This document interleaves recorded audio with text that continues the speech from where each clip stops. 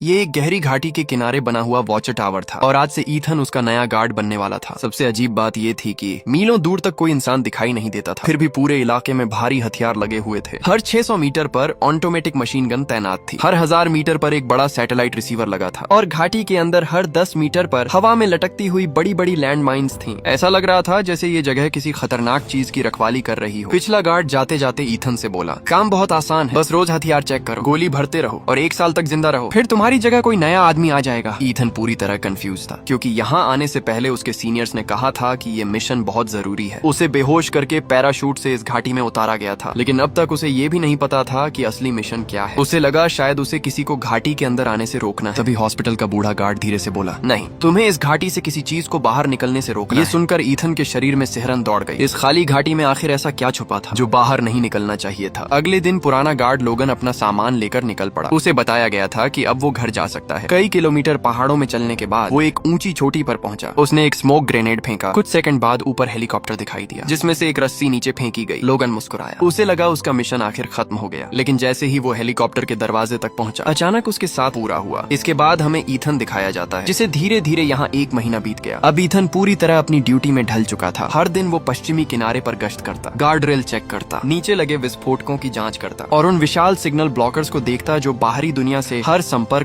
काट देते थे। उसकी हर रिपोर्ट मशीन जैसी होती थी। जब भी ईथन कुछ और पूछने की कोशिश करता, ऊपर वाले लोग तुरंत उसे चुप करा देते। लेकिन एक दिन सब बदल गया। ईथन अपने छोटे से बगीचे में सब्जियां तोड़ रहा था, तभी अचानक उसे दूसरी तरफ से आवाज सुनाई दी। वो तुरंत वॉचर टावर की तरफ भागा। उसने दूरबीन उठाई और घाटी के दूसरी तरफ देखने लगा। फिर उसने कुछ ऐसा देखा जिसने उसे पूरी तरह चौंका दिया। वहाँ एक लड़की खड़ी थी। उसका नाम था स्कारलेट। स्कारलेट एक खतरनाक हत्यारी थी जिसने हाल ही में अपना मिशन पूरा किया था। अब उसे भी 1 साल तक इसी घाटी में गार्ड बनकर रहना था। उस रात तेज बिजली बात करने की इजाजत नहीं थी। उन्हें सिर्फ अपना मिशन करना था, लेकिन स्कारलेट ने नियम तोड़ दिया। अपने जन्मदिन वाली रात उसने गोली चलाकर ईथन का ध्यान अपनी तरफ खींचा। पहले ईथन डर गया, लेकिन फिर उसने देखा स्कारलेट मुस्कुरा रही थी। धीरे धीरे दोनों ने कागज पर लिखकर बात करना शुरू कर दिया। 2 अजनबी एक खतरनाक घाटी के 2 किनारों पर खड़े और बीच में फैला हुआ मौत जैसा सन्नाटा। लेकिन तभी अचानक स्कारलेट का चेहरा बदल गया। उसकी आंखों में डर साफ दिखाई दे रहा था। उसने जल्दी से नीचे देखने का इशारा किया। ईथन तुरंत सतर्क हो गया। उसने नीचे घाटी में ध्यान से देखना शुरू किया। शुरुआत में उसे कुछ दिखाई नहीं दिया, लेकिन स्कारलेट अपनी दूरबीन से लगातार एक ही जगह देख रही थी, क्योंकि अंधेरे के बीच घाटी के अंदर कुछ हल्का सा हिल रहा था। ईथन को जैसे ही नीचे कुछ हिलता हुआ दिखाई दिया, उसने तुरंत अपनी राइफल उठाई और स्कोप से घाटी के अंदर देखने लगा। लेकिन अगले ही पल उसके चेहरे का रंग उड़ गया, क्योंकि नीचे से कुछ डरावनी चीजें ऊपर चढ़ रही थी। और सबसे डरावनी बात यह थी कि उनके चेहरे इंसानों जैसे थे, लेकिन वे इंसान नहीं लग रहे थे। ईथन ने बिना देर किए गोली चला दी। तभी नीचे लगा एक बम तुरंत फट गया। विस्फोट की रोशनी में वो चीजें साफ दिखाई देने लगी। उनके शरीर इंसानों जैसे थे, लेकिन हरकतें किसी जानवर जैसी। तभी ईथन को पुराने गार्ड लोगन की बात याद आई, जिसने कहा था कि इस घाटी में खोखले आदमी है। अब उसे समझ आ गया था कि ये वही डरावने जीव थे। उधर दूसरी तरफ स्कारलेट ने भी तुरंत अपना भारी हथियार उठा लिया और नीचे चढ़ते हुए उन जीवों पर गोलियों की बारिश शुरू कर दी। पूरी घाटी गोलियों की आवाज से गूंज उठी। कुछ देर बाद वो खोखले आदमी पीछे हटने लगे और धीरे धीरे रात फिर से शांत हो गई। लेकिन तभी स्कारलेट को अपने पैरों के नीचे हल्की सी आवाज सुनाई दी। उसका दिल जोर से धड़कने लगा। उसे तुरंत एहसास हो गया कि कुछ उसके वॉच टावर तक पहुंच चुका था और सच में अगले ही पल एक खोखला आदमी ऊपर चढ़ आया। उसका चेहरा आधा इंसान जैसा था, लेकिन उसके सिर पर जानवरों जैसी टेढ़ी टांगे निकली हुई थी। वो दिखने में इतना भयानक था कि किसी का भी खून जम जाए। स्कारलेट ने तुरंत अपनी पिस्तौल निकाली और सीधे उसके सिर पर गोली मार दी। अब दिन तेजी से बीतने लगे और देखते ही देखते दिसंबर आ गया। अब ईथन और स्कारलेट रोज दूर से बातें करते थे, कभी कागज पर लिखकर, कभी दूरबीन से इशारे करके। धीरे धीरे दोनों के बीच एक अजीब रिश्ता बनने लगा। जब पहली बर्फ गिरी तो दोनों ने अपने अपने वॉच टावर के सामने स्नोमैन बनाया और इसी तरह उन्होंने दूर रहकर भी साथ में क्रिसमस मनाया। लेकिन फरवरी में एक दिन सब कुछ बदल गया। स्कारलेट ने एक बड़ा बोर्ड उठाया। उस पर लिखा कि काश तुम यहाँ मेरे पास होते। ये पढ़कर ईथन कुछ सेकंड तक चुप रहा। उसने कोई जवाब नहीं दिया, लेकिन उसके दिल में कुछ बदल चुका था। अगले दिन ईथन सीधे वेयर हाउस गया। वहाँ से उसने एक रॉकेट लॉन्चर निकाला। फिर उसने उसमें थोड़ा बदलाव किया और उसके साथ एक लंबी रस्सी बांध दी। दूसरी तरफ खड़ी स्कारलेट उसे ध्यान से देख रही थी। जैसे ही उसने रॉकेट पर रस्सी लगी देखी, वो तुरंत समझ गई कि ईथन क्या करने वाला है। कुछ सेकंड बाद एक बड़ा तख्ता था। उस पर लिखा था, क्या मैं आज रात तुम्हारे साथ डिनर कर सकता हूँ? ये पढ़ते ही स्कारलेट की सांसें तेज हो गई। उसका दिल जोर जोर से धड़कने लगा। उधर ईथन ने कुछ जंगली फूल तोड़े और एक छोटा बैग अपने कंधे पर टांग लिया। फिर वो रस्सी के पास पहुंचा। उसने सेफ्टी हार्नेस पहना और बिना डरे दूसरी तरफ बढ़ने लगा। वो रस्सी से लटक कर तेजी से घाटी के ऊपर सरक रहा था, लेकिन घाटी बहुत ज्यादा चौड़ी थी, इसलिए ईथन बीच रास्ते में ही रुक गया। और तभी घाटी की गहराई से डरावनी दहाड़ें गूंजने लगी। पूरा इलाका कांप उठा। ईथन ने डर के मारे रस्सी को और कसकर पकड़ लिया। कुछ सेकंड बाद वो आखिरकार सुरक्षित दूसरी तरफ पहुंच गया। स्कारलेट खुशी से उसकी तरफ दौड़। कई महीनों बाद 2 इंसान पहली बार इतने करीब आए थे। दोनों वॉच टावर के अंदर बैठे, शराब पी और देर रात तक बातें करते रहे। कुछ देर बाद ईथन ने अचानक एक अजीब सवाल पूछा, क्या तुम्हारे पास उनकी कोई फोटो है? स्कारलेट थोड़ा चौंकी। ईथन धीरे से बोला, मैं जानना चाहता हूँ कि वो खोखले लोग आखिर हैं क्या? स्कारलेट तुरंत गंभीर हो गई। उसने कहा, ऐसी बातें मत किया करो। इसके बाद दोनों चुप हो गए। फिर वो सोफे पर बैठकर आसमान में चमकते तारों को देखने लगे। अगली सुबह दोनों ने एक दूसरे से अपने दिल की बात कह दी, लेकिन अब ईथन के वापस जाने का समय। दर्द से चीखा और जमीन पर गिर पड़ा। स्कारलेट ने भी तुरंत दूसरे घोड़े को खत्म कर दिया। इसके बाद दोनों ने नीचे पड़े खोखले आदमियों पर गोलियां चला दी। कुछ ही सेकंड में दोनों जीव मर चुके थे, लेकिन चाकू पकड़े हुआ एक खोखला आदमी अंधेरे का फायदा उठाकर भाग निकला। दोनों ने राहत की सांस ली और फिर उन तड़पते हुए जीवों के पास जाकर खड़े हो गए। लेकिन जैसे ही ईथन नीचे झुककर उन्हें ध्यान से देखने लगा, उसके चेहरे का रंग बदल गया, क्योंकि उन खोखले आदमियों ने 1940 के दशक की मिलिट्री यूनिफॉर्म पहन रखी थी। ईथन कुछ सेकंड तक चुप रहा। उसे लोगन की बातें याद आने लगी। कई साल पहले करीब 2000 सैनिकों की एक टीम इस घाटी में भेजी गई थी और वो सब गायब हो गए। अगर ये वही लोग थे तो अब तक उनकी सिर्फ हड्डियां बचनी चाहिए थी, लेकिन उनकी यूनिफॉर्म अब भी सलामत थी। ये सोचकर ही दोनों के शरीर कांप उठे। दोनों धीरे धीरे आगे बढ़ने लगे, लेकिन अब घाटी पहले से भी ज्यादा डरावनी लग रही थी। जंगल के पेड़ों का आकार पूरी तरह बदल चुका था। वो पेड़ नहीं लग रहे थे, बल्कि इंसानी कंकाल जैसे। अंदर का नजारा और भी अजीब था। चारों तरफ दीवारों पर अजीब बेलें फैली हुई थी। पास के रिसर्च रूम में हर तरफ इंसानी शरीर के टुकड़े पड़े थे। कुछ के हाथ अलग थे, कुछ के चेहरे पूरी तरह बदल चुके थे। ये देखकर स्कारलेट का दिल घबरा गया। तभी उसे कमरे के कोने में एक पुरानी वीडियो टेप मिली। शायद उसी में इस घाटी का सच छुपा था। कुछ देर बाद दोनों को पास में एक पुराना जनरेटर मिला। हैरानी की बात ये थी कि वो अभी भी काम कर रहा था। ईथन ने जल्दी से उसे चालू किया और फिर दोनों ने वीडियो टेप चलाया। स्क्रीन ऑन होते ही सालों पुरानी रिकॉर्डिंग शुरू हुई। अब आखिरकार सच सामने आने वाला था। वीडियो में बताया गया, साल 1946 ये जगह एक टॉप सीक्रेट मिलिट्री बेस थी। दूसरे विश्व युद्ध के बाद अमेरिका और सोवियत यूनियन मिलकर खतरनाक बायोलॉजिकल हथियार बना रहे थे, जो न्यूक्लियर हथियारों से भी ज्यादा खतरनाक थे। लेकिन फिर एक भयानक भूकंप आया। पूरा बेस बुरी तरह टूट गया और उसी दौरान एक बायोलॉजिकल हथियार लीक हो गया। उस जहरीली गैस ने पूरी घाटी को संक्रमित कर दिया। अलग अलग जीवों के जीन आपस में मिलने लगे। जो लोग मजबूत थे उन पर असर धीरे धीरे हुआ, लेकिन एक बार संक्रमण होने के बाद सिर्फ 5 दिनों में इंसान बदलने लगता था। कोई राक्षस बन जाता तो कोई खोखला आदमी। गैस को दुनिया में फैलने से रोकने के लिए कई लोगों ने खुद को कुर्बान कर दिया। उन्हें लगा था कि वो कुछ घंटों तक सुरक्षित रहेंगे, लेकिन असली डर तब शुरू हुआ जब घाटी पूरी तरह जिंदा नरक बन गई। वीडियो खत्म होते ही कमरे में खामोशी छा गई। अब ईथन और स्कारलेट समझ चुके थे, ये घाटी कोई जेल नहीं थी। ये पूरी दुनिया को बचाने के लिए बनाया गया एक कब्रिस्तान था। तभी ईथन की नजर दूसरे कमरे में रखे पुराने कंप्यूटर सिस्टम पर पड़ी। ईथन और स्कारलेट तुरंत उसके पास गए। हैरानी की बात ये थी कि वो सिस्टम अभी भी काम कर रहा था, लेकिन सबसे अजीब चीज थी वहाँ मौजूद मशीनें। वो किसी 1940 के बेस जैसी नहीं लग रही थी, बल्कि ऐसा लग रहा था जैसे 2000 के दशक में यहाँ फिर से काम शुरू हुआ हो। ईथन ने कंप्यूटर ऑन किया। कुछ सेकंड बाद स्क्रीन पर एक नाम चमका, ब्लैक फॉक्स। दोनों एक दूसरे को देखने लगे। फाइलें खोलते ही एक और भयानक सच सामने आया। ब्लैक फॉक्स एक सीक्रेट पैरामिलिट्री संगठन था। उन्होंने इस घाटी पर कब्जा कर लिया था, लेकिन उन्होंने इन बायोलॉजिकल हथियारों को खत्म नहीं किया, बल्कि वो सालों से इन पर एक्सपेरिमेंट कर रहे थे। ड्रोन की मदद से वो घाटी से हाइब्रिड ड्रग्स इकट्ठा करते थे। उनका सपना था सुपर सोल्जर्स बनाना। अब ईथन को सब समझ आ चुका था। उसे और स्कारलेट को यहाँ भेजने का असली मकसद क्या था। वो गार्ड नहीं थे, वो सिर्फ इस भयानक राज की रक्षा करने के लिए इस्तेमाल किए गए मोहरे थे। तभी ईथन की नजर एक दूसरी फाइल पर पड़ी। उसका नाम स्ट्रे डॉग था। उसने तुरंत फाइल खोली और अगले ही पल दोनों के चेहरे का रंग उड़ गया। ये पूरी घाटी का सेल्फ डिस्ट्रक्ट प्रोग्राम था। अगर कभी घाटी का सच दुनिया के सामने आने लगता तो ये सिस्टम अपने आप एक्टिव हो जाता और फिर पूरी घाटी को आग और रेडिएशन में बदल देता। सेफ्टी जोन लगभग 4 किलोमीटर तक फैल जाता। मतलब अगर वो जल्दी नहीं निकले तो कुछ ही घंटों में सब खत्म हो जाता। दोनों ने तुरंत फैसला किया, उन्हें अभी इसी वक्त बाहर निकलना होगा। दोनों जल्दी से सुरंग से बाहर निकले, लेकिन बाहर आते ही उनके होश उड़ गए। उनका बैकपैक गायब था। ईथन तुरंत समझ गया ये खोखले जीव सिर्फ जानवर नहीं थे। वो सोच सकते थे और जाल भी बिछा सकते थे। कुछ दूर खुले मैदान में उन्हें अपना बैकपैक दिखाई दिया, लेकिन आसपास कोई दुश्मन नजर नहीं आ रहा था। ये और भी ज्यादा डरावना था। सावधानी के लिए स्कारलेट ने 2 स्मोक ग्रेनेड फेंके। धुआं पूरे मैदान में फैल गया। जैसे ही वो बैकपैक उठाने झुकी, अचानक उसका पैर एक फंदे में फंस गया और अगले ही पल एक तेज रफ्तार घोड़ा उसे घसीटते हुए ले भागा। ईथन तुरंत उसके पीछे दौड़ा। उधर स्कारलेट पूरी ताकत से रस्सी काटने की कोशिश कर रही थी, लेकिन घोड़ा बहुत तेज था। घोड़े पर बैठा खोखला आदमी बार बार देर बाद ईथन नीचे झुका और उस खोखले आदमी का चेहरा देखने लगा। लेकिन अगले ही पल उसके चेहरे पर डर साफ दिखाई देने लगा, क्योंकि वो कोई अजनबी नहीं था। वो वेस्ट टावर का पहला गार्ड शो था। वही आदमी जिसने सालों पहले इन जीवों को खोखले आदमी नाम दिया था। अब वो खुद उन्हीं में बदल चुका था। इसका मतलब साफ था, यहाँ कोई भी हमेशा इंसान नहीं रह सकता था। इस बीच मिसाइल लॉन्च सिस्टम एक्टिव होने लगा था। अब बाहर निकलने का सिर्फ एक रास्ता बचा था, ऊपर की तरफ चढ़ना। दोनों जल्दी जल्दी आगे बढ़ने लगे, लेकिन कुछ दूर जाने के बाद उन्होंने एक और डरावना नजारा देखा। भूकंप के दौरान एक बायो मिसाइल टूट गई थी और उसके लीक होने से आसपास के सारे जीव बदल चुके थे। वहाँ मौजूद सभी चीजें किसी अजीब ताकत से एक दूसरे से जुड़ी हुई लग रही थी। उन जीवों के शरीर बदल चुके थे, लेकिन उनकी इंसानी शक्ल अब भी पहचान में आ रही थी। वो धीमी आवाज में गुर्रा रहे थे। ऐसा लग रहा था जैसे वो अब भी दर्द महसूस कर रहे हों। ईथन और स्कारलेट सावधानी से उनके बीच से गुजरे और आखिरकार सीढ़ियों के पास पहुंच गए। लेकिन तभी गलती से स्कारलेट का पैर पैर नीचे फैली किसी चीज पर पड़ा। तभी एक खोखला आदमी रेल ट्रैक के टूटे हिस्से में फंस गया। वो नीचे गिरने वाला था, लेकिन उसने आखिरी पल में रेलिंग पकड़ ली। ये देखकर ईथन के दिमाग में अचानक एक आइडिया आया। उसने तुरंत गाड़ी के पीछे लगा फ्यूल टैंक तोड़ दिया। गैसोलीन नीचे बहने लगा। फिर वो जल्दी से वापस ऊपर चढ़ा और उसने एक सिग्नल फ्लेयर जलाया और नीचे फेंक दिया। आग तुरंत भड़क उठी। कुछ ही सेकंड में पूरी स्टील केबल आग की लपटों में बदल गई। नीचे चढ़ रहे सारे खोखले आदमी आग में जलने लगे। उनकी चीखें पूरे घाटी में गूंज उठी। मौका देखकर ईथन और स्कारलेट ने स्टील केबल काट दी। अगले ही पल गाड़ी नीचे गहरी खाई में गिर गई और आखिरकार दोनों उस नरक जैसी घाटी से बाहर निकलने में कामयाब हो गए। जमीन पर पहुंचते ही दोनों कुछ देर तक चुप खड़े रहे। अब उनके सामने सिर्फ एक रास्ता था, घाटी को हमेशा के लिए खत्म करना और फिर यहाँ से दूर भाग जाना। कुछ देर बाद दोनों ने एक दूसरे को अलविदा कहा। ईथन वापस अपने वॉच टावर लौट आया। उसे रोज की तरह अपनी रिपोर्ट देनी थी, लेकिन इस बार सब कुछ अलग था। ऊपर बैठे अधिकारी अचानक उससे बहुत नरमी से बात करने लगे। उन्होंने पूछा, क्या तुम घाटी के अंदर गए थे? ईथन कुछ सेकंड शांत रहा, फिर बोला, नहीं। लेकिन तभी अधिकारियों ने बात बदल दी। उन्होंने कहा, हमें पता चला है कि नीचे का कंप्यूटर सिस्टम एक्टिव हुआ था। अगर तुम नीचे नहीं गए तो इसका मतलब दूसरी तरफ वाले वॉच टावर से किसी ने रास्ता दिखाया। इसके बाद उन्होंने सीधा आदेश दिया, दूसरी तरफ मौजूद लड़की को मार दो। ईथन ने बिना भाव दिखाए जवाब दिया, जी। लेकिन उसे नहीं पता था कि अधिकारी पहले ही सब देख चुके थे। उन्होंने कंप्यूटर वेबकैम के जरिए ईथन और स्कारलेट की सारी बातचीत देख ली थी। अब उन्हें पूरा यकीन हो चुका था, ईथन उनके खिलाफ जा चुका है और इसी वजह से बड़े अधिकारियों ने खुद घाटी में आने का फैसला कर लिया। अब बड़े अधिकारियों ने फैसला कर लिया था उन्हें इन दोनों गद्दारों को खत्म करना। उसकी तरफ आया। ईथन ने अपनी पिस्तौल निकाली और एक ही गोली में ड्रोन नीचे गिर गया। फिर उसने स्नाइपर राइफल उठाई, स्कोप सेट किया और दूसरी गोली चला दी। दूसरा ड्रोन भी हवा में फट गया। उधर दो और ड्रोन स्कारलेट का पीछा कर रहे थे, लेकिन स्कारलेट की स्नाइपिंग स्किल्स और भी खतरनाक थी। उसने तेजी से निशाना लगाया और दोनों ड्रोन उड़ा दिए। दोनों के लिए ये किसी ट्रेनिंग मिशन जैसा लग रहा था। अब असली प्लान शुरू होने वाला था। स्कारलेट ने अपनी स्नाइपर राइफल सेट की और दूर वॉच टावर में खड़े बड़े अधिकारियों को स्कोप से देखने लगी। उसके पास साफ मौका था। वो चाहती तो एक सेकंड में उन्हें मार सकती थी, लेकिन उनका असली निशाना कोई इंसान नहीं था, बल्कि असल टारगेट बिग ईयर्स थे। वो विशाल सैटेलाइट रिसीवर्स जो पूरी घाटी को बाहरी दुनिया से छुपा कर रखते थे। ईथन पहले ही समझ चुका था, अगर एक बिग ईयर फटता है तो बाकी सारे बिग ईयर्स उसकी रेडिएशन फ्रीक्वेंसी से जुड़ जाते और फिर पूरा सिस्टम एक साथ क्रैश हो जाता। स्कारलेट ने बिना देर किए ट्रिगर दबाया और एक बड़ा धमाका हुआ। पहला बिग ईयर हवा में फट गया। अगले ही पल पूरी घाटी में अलार्म बजने लगा। वार्निंग सायरन हर तरफ गूंज उठे, क्योंकि अब घाटी सीधे सैटेलाइट नेटवर्क से जुड़ चुकी थी। और जैसे ही ऐसा हुआ, स्ट्रे डॉग प्रोग्राम एक्टिव हो गया। अब पूरी घाटी खुद को नष्ट करने वाली थी। बड़े अधिकारियों के पास भागने के लिए सिर्फ 2 मिनट बचे थे। ईथन और स्कारलेट पहले ही सेफ्टी लाइन के पास पहुंच चुके थे। अगर वो थोड़ा और दूर निकल जाते तो शायद बच सकते थे। उधर बड़े अधिकारी घबराकर हेलीकॉप्टर कांप उठे और अगले ही पल एक भयानक विस्फोट हुआ। पूरा घाटी आग और राख में बदल गई। ऊपर उड़ता हेलीकॉप्टर भी शॉक वेव की चपेट में आ गया। हेलीकॉप्टर बेकाबू होकर चट्टानों से टकराया और एक और जबरदस्त धमाका हुआ। स्कारलेट काफी दूर निकल चुकी थी, इसलिए वो धमाके से बच गई, लेकिन ईथन इतना भाग नहीं पाया। उसके पैर में पहले से चोट थी। शॉक वेव ने उसे सीधे पानी में गिरा दिया। सब कुछ ही सेकंड में खत्म हो गया। लेकिन जाने से पहले दोनों ने एक वादा किया था, अगर वो जिंदा बचे तो वेस्ट आइलैंड पर फिर मिलेंगे। स्कारलेट कई दिनों तक इंतजार करती रही, लेकिन ईथन कहीं दिखाई नहीं दिया। अब स्कारलेट ने उस इलाके के एक छोटे रेस्टोरेंट में वेटर की नौकरी शुरू कर दी थी। वो बाहर से सामान्य दिखती थी, लेकिन अंदर से वो अब भी ईथन का इंतजार कर रही थी। एक दिन वो एक टेबल पर खाना सर्व कर रही थी, तभी अचानक उसके हाथ रुक गए। उसकी सांसें थम सी गई, क्योंकि उसके सामने बैठा था ईथन, वही इंसान जिसे वो हमेशा के लिए खो चुकी थी। और इसी के साथ ये मूवी खत्म हो जाती है। अगर वीडियो पसंद आया हो तो लाइक और सब्सक्राइब जरूर करना। मिलते हैं अगली खतरनाक कहानी में।